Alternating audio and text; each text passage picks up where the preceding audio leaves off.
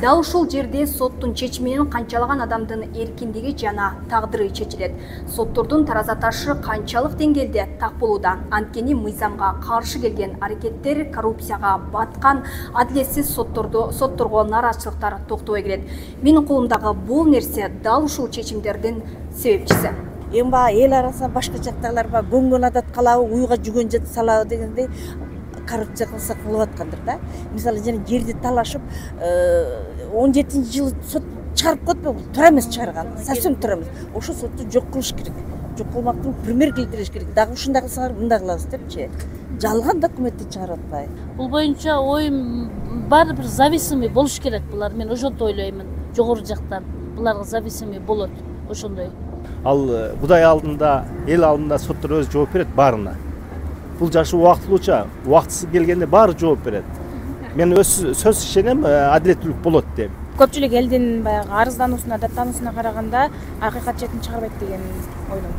Бул арада өлкө башчы сот системасы терс көрүнүштөрдөн арылбай жатканын сыңгалды. Айрым судьялар көнгөн адаттарын койбой, өз кызыкчылыктарын көздөп, пара талап кылууну көнүмүш адатка айлантып алгандыгын белгиледи. Буга чейин сот тармагында реформа жүрүп, бир катар судьялар ротацияланган. Дегенмен бул ыкма натыйжалуу жемишин бере алган жок. Мындан улам өлкө башчы сот реформасын толук кандуу ишке ашыруу үчүн сот тутумунун кызматкерлеринин потенциалын жогорулатуу маанилүү экенин кошумчалады.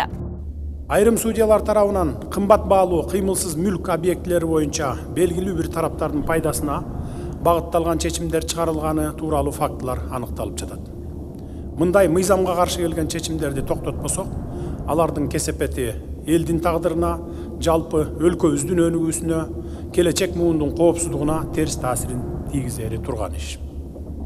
Биз мындай көрүнүштөргө чекит коюшубуз керек. Дагы бир баса белгилеп кетүүчү жагдай, сот тутумунда кадр саясаты толугу менен жакшы жолго коюла элек. Сот тутумундагы кызмат орундарына сабатсыз жана таза эмес адамдардын дайындалышына бөгөт коюу максатында сот адилеттик иштери боюнча кеңеш өзүнө жүктөлгөн милдеттерин так аткарып, жеке кызыкчылыктарды көздөдөн алыс болуу менен коррупциялык көрүнүштөрдөн оолак болуусу шарт. Эгерде андай көрүнүштөр аныкталса, сөзсүз чаралар көрүлөт. Мыйзам бузган, коррупцияга колун малган органдарга жаза жетишерлик деңгээлде болбой жатканын эксперттер белгилешүүдө. Мындан улам сот тармагында тамыры калыңдаган системаны жок кылуу үчүн алгач кадрдык тандоо жүрүшү керек дешет. Кыргызстанда 97% дело, соттогу дело, жогорку сотко сөзсүз жетет. Бул эмнени билдирет? Кыргызстанда сот системасына элдин ишенбестигин билдирет. Америкада соттун производствосуна түшкөн делолордун 70-80% ушу биринчи станциядагы сотто калат.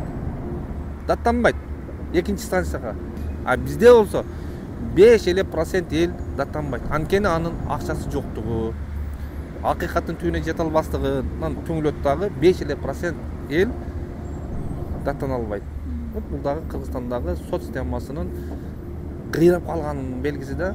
Буга чейин Кыргызстанда жергиликтүү соттордун 312 судьясы өлкөнүн аймактарына ротацияланган. Бул масштабтуу орун которуу сот системасынын көз карандысыздыгын камсыздап, кызыкчылыктар кагылышы менен коррупцияны азайтары белгиленген эле. Эске салсак, 2022 жылы даттануулардын негизинде 17 судья тартип жоопкерчилигине тартылып, мыйзамды бузганы үчүн 2 судья кызматынан бошотулган. Алмагүл Эркебай кызы, Жылдыз Кадырбаева, Ош ТВ.